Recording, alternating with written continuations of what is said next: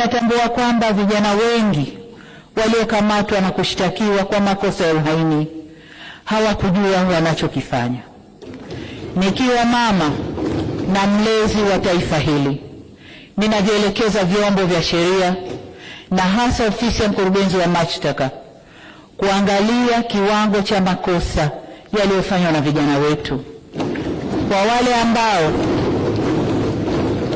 ambao wanaonekana walifuata mkumbo na hawakudhamiria kufanya uhalifu, wawafutie makosa yao. How are you, my people? How are you doing? I hope you are doing very well. You can see me in a very thick, niko hapa na sweta nzito sana juu ya baridi mtu wangu, na si baridi tu ya baridi ya climate, but baridi ya kuongea about this because I fear like naogopa somehow. So I want to talk about what is happening in Tanzania. Tanzanians are good people. Tanzanians are our closest neighbors. Tanzania ni ndugu zetu wakubwa sana, wa karibu tena, huwa tunashirikiana kwa mambo mengi sana. And recently Tanzania wamekuwa na election. I don't want to go deep inside because ni mambo imeisha, like election ishaisha. It is now time for what? For development and all sorts of things. But now, have you heard umesikia hii story? Check it out, this video. Yes, that video. Nywinywi kwikwi, hatutakuwa na nywinywi whatever. Guys, what's happening? This video, kuna dem fulani by the name Jennifer. Alienda Nympha. Yes, Nympha, not Jennifer. Nympha.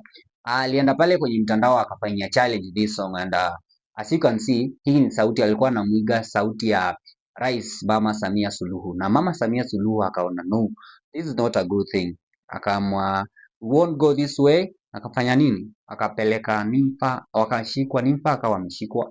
And but I'm happy to announce that Nympha, as we are talking, wamekuwa wameachiliwa, and we are proud of that. But pia tunaomba content creators, influencers, let's not do something that will annoy other people or will itaka uncomfortable with other people. But see, sasa wachana na hii ya Tanzania. Sasa I want you to check out hii ni Nympha tu alianzisha, but see out now other countries, other people venye wameifanyia hii challenge. I want you to see this hizi challenges zenye watu wamekuwa wakizifanyia as we wind up our show.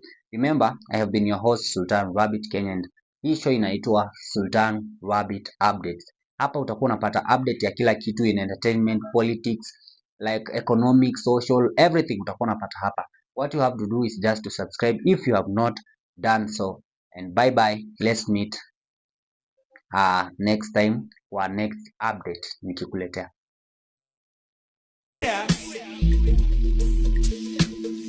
Rais Samia ni watoa hofu kwamba hakutakuwa na nywinywi wala nywinywi